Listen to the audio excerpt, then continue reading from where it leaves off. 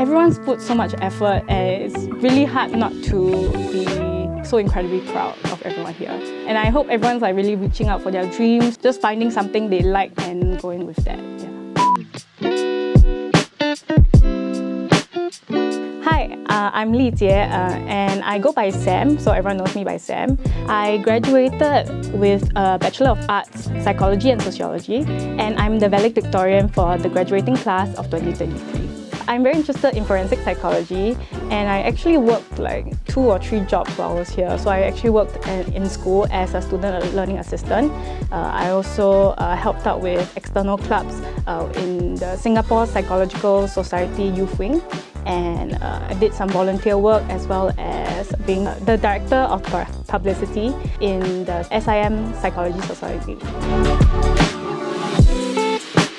So I think my journey in SIM really helped me in my role as a research assistant and in my work. In terms of the hard skills, which I would say is the knowledge, knowing about research, knowing about how to do statistics tests and literature reviews, which is very essential in terms of research because you're going to have to collect and do secondary research as well. We also get a good idea of how to do primary research from some of our research method classes. So we collate data and quizzes, forms and such. Other than that, we also have our soft skills. I learned better to communicate with my teammates through many of the group activities, clubs and presentations. It was very easy for me to present my ideas to the rest of my team, even though I was just a research assistant. But it gave me a bit of confidence to speak out to the other members and put my viewpoint forward. And sometimes they do agree and they bring that to life in their plans. The 2 professors I was really close to and really learned a lot from was Dr. Tommy Goldsmiths and Professor Mary Nell. For Dr. Tommy, I actually gained a lot of confidence in speaking up in class because he made the environment so inviting and encouraging. So whether you are right or wrong, you are able to just split an answer, and it doesn't matter you're wrong, he won't penalize you. So I had a lot of confidence in that. And he also guided us through some of the statistics programs. So we use PSPP, which is kind of like a free version of SPSS. In terms of research, this is a great starting point for you to learn about the programs you need to use in the industry. As for Professor Mary Nell, she was the one who actually wrote my letter to Goldsmiths. I attended 2 of her courses, which were criminology as well as victims and victimization, both of which was crime related, which also led to my specialization in crime law and justice. She helped me cement the fact that I really wanted to focus on forensics and crime in terms of psychology.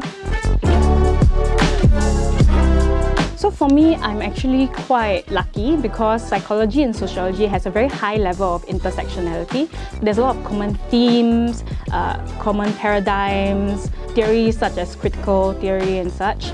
So it was quite easy for me to link both of the majors and study them together. In terms of really managing the workload, what I would say is you really have to dedicate the hours. Learn to find your pace. So when you first start school, maybe you take 3 modules or 4 modules. If you think that is enough or too little, then you increase it to 5 modules. Pace yourself. You don't want to overstretch yourself, and then maybe you're doing club activities, you're working. There's no rush to graduate. You can do your part-time work while doing your studies. I mainly use 2 techniques, which is prioritize and unpacking. So you can prioritize your work.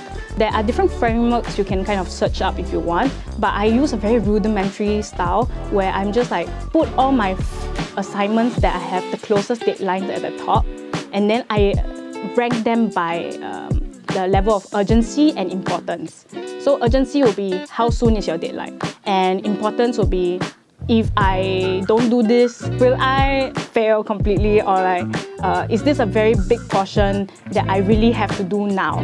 This is how you kind of work towards prioritizing what you want to do and because you have limited hours, right? To kind of dedicate your hours to things that are more important and more urgent. The second technique I was talking about is unpacking. So maybe some of you have heard about this in psychology. Basically, unpacking is just breaking down the task. So your assignment, if they're asking you to do a literature review, your step one, you're going to have to find the field you want to look into. Secondly, you need to find the research articles you want to look into, read them, summarize them, and put them roughly together. So that will be like step 3, putting them together. You can break this down further depending on how far you think you need to. This is a great way for you to first understand how you're going to start your assignment.